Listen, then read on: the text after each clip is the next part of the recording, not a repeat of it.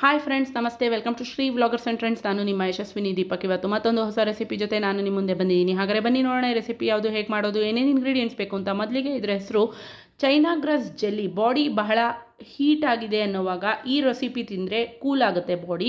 ಈ ರೆಸಿಪಿ ಮಾಡೋಕ್ಕೆ ಏನೇನು ಇಂಗ್ರೀಡಿಯೆಂಟ್ಸ್ ಬೇಕು ಅಂತ ನೋಟ್ ಮಾಡ್ಕೊಳ್ಳಿ. 3/4 ಕಪ್ ಸಕ್ಕರೆ ತೊಗೊಂಡಿನಿ, ಹಾಗೆ 1 ಕಪ್ ಚೈನಾ ಗ್ರಾಸ್ ತೊಗೊಂಡಿನಿ. ಅಂಗಡೀಲಿ ಸಿಗುತ್ತೆ ಇದು 1 ಪ್ಯಾಕೆಟ್. ನಾನು ತಂದು ಕಟ್ ಮಾಡಿ ಇಟ್ಕೊಂಡಿನಿ. ಹಾಗೆ ಟೂಟಿ ಫ್ರೂಟಿ ಇಟ್ಕೊಂಡಿನಿ. ನಂತರ ಒಂದಷ್ಟು ಡ್ರೈ ಫ್ರೂಟ್ಸ್ನ ಕಟ್ ಮಾಡಿ ಇಟ್ಕೊಂಡಿನಿ. ದ್ರಾಕ್ಷಿ, ಗೋಡಂಬಿ, ಬಾದಾಮಿ ಹಾಗೆ ವಾಲ್ನಟ್ ಇಟ್ಕೊಂಡಿನಿ.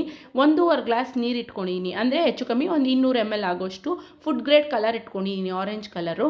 ಈಗ ನೆಕ್ಸ್ಟ್ ಒಂದು ಪ್ಯಾನ್ ತೊಗೊಂಡು ಪ್ಯಾನ್ನ ಕಾಯಿಸ್ಕೊಳ್ಳಿ. ಈ ಡ್ರೈ ಫ್ರೂಟ್ಸ್ನೆಲ್ಲ ಹಾಕ್ಕೊಂಡು 1 4 to 5 minutes ಡ್ರೈ ರೋಸ್ಟ್ ಮಾಡ್ಕೊಳ್ಳಿ.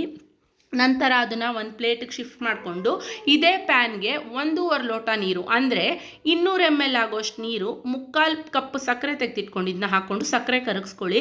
ನಂತರ ಫುಡ್ ಕಲರ್ ಹಾಕಿದ್ದೀನಿ, ನೀವು ಬೇಕಂದರೆ ಹಾಕ್ಕೊಳ್ಳಿ, ಇಲ್ಲ ಅಂದರೆ ಸ್ಕಿಪ್ ಮಾಡ್ಬೋದು. ನಂತರ ಈ ಚೈನಾ ಗ್ರಾಸ್ನ ಹಾಕಿ, ಚೈನಾ ಗ್ರಾಸು ಕರಗಬೇಕು, ಫುಲ್ಲು ಡಿಸಾಲ್ವ್ ಆಗಬೇಕು.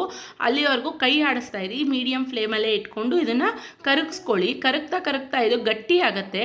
ಇದು ಪಾಕ ಆಗೋದೇನು ಬೇಡ, ನಿಮಗೆ ಗಟ್ಟಿ ಆದರೆ ಸಾಕಾಗತ್ತೆ. ಇದು ಒಂದು 3-4 ನಿಮಿಷ ತೊಗೊಳುತ್ತೆ ಚೈನಾ ಗ್ರಾಸ್ ನಿಮಗೆ ಡಿಸಾಲ್ವ್ ಆಗೋಕ್ಕೆ. ನಂತರ ನೀವು ಹೆಚ್ಚಿಟ್ಟಿರೋ ಡ್ರೈ ಫ್ರೂಟ್ಸ್ನ ಇದಕ್ಕೆ ಹಾಕಿ ಒಂದು 3-4 ನಿಮಿಷ ಕುದಿಸಿದ್ರೆ ಸಾಕಾಗುತ್ತೆ.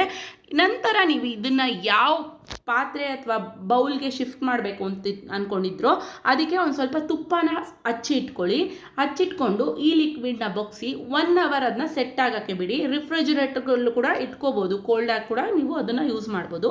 ನಂತರ ನೋಡಿ, ಈ ಥರ ನೀವು ಚಾಕು ತೊಗೊಂಡು ಸುಮ್ಮನೆ ಸೈಡ್ನ ಬಿಡಿಸಿದ್ರೆ ಸಾಕು, ಅದು ನಿಮಗೆ ನೀಟಾಗಿ ಪಾತ್ರೆಯಿಂದ ಈಚೆ ಬರುತ್ತೆ. ಇದನ್ನು ನಿಮಗೆ ಯಾವ ಶೇಪಿಗೆ ಬೇಕೋ ಆ ಶೇಪಲ್ಲಿ ಕಟ್ ಮಾಡಿ ಇದನ್ನು ನೀವು ಯೂಸ್ ಮಾಡ್ಬೋದು. ಮಕ್ಕಳಿಗೆ ಕೂಡ ಬಹಳ ಇಷ್ಟ ಆಗುತ್ತೆ. ಮೋರೋವರ್ ಹೆಲ್ತಿಗೆ ಕೂಡ ಭಾಳ ಒಳ್ಳೆಯದು. ಇದು ನಮ್ಮ ಬಾಡಿ ಟೆಂಪರೇಚರ್ನ ಕೂಲಾಗಿಡುತ್ತೆ. ಸೊ ಇದನ್ನು ನೀವು ಕೂಡ ಟ್ರೈ ಮಾಡಿ, ಹೇಗಿದೆ ಅಂತ ನನ್ನ ಕಮೆಂಟ್ ಬಾಕ್ಸ್ನಲ್ಲಿ ಬರುತ್ತೆ ತಿಳಿಸಿ. ಈ ವಿಡಿಯೋ ನೋಡಿದ್ದಕ್ಕಾಗಿ ಧನ್ಯವಾದಗಳು. ಮುಂದೆ ಮತ್ತಷ್ಟು ಹೊಸ ರೆಸಿಪಿಗಳ ಜೊತೆ ನಾನು ನಿಮ್ಮ ಮುಂದೆ ಬರ್ತೀನಿ.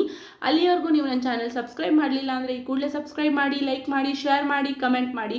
ಹಾಗೆ ಪಕ್ಕದಲ್ಲೇ ಕಾಣೋ ಬೆಲ್ ಐಕಾನ್ ಬಟನ್ನ ಪ್ರೆಸ್ ಮಾಡಿ. ಬಾಯ್ ಬಾಯ್.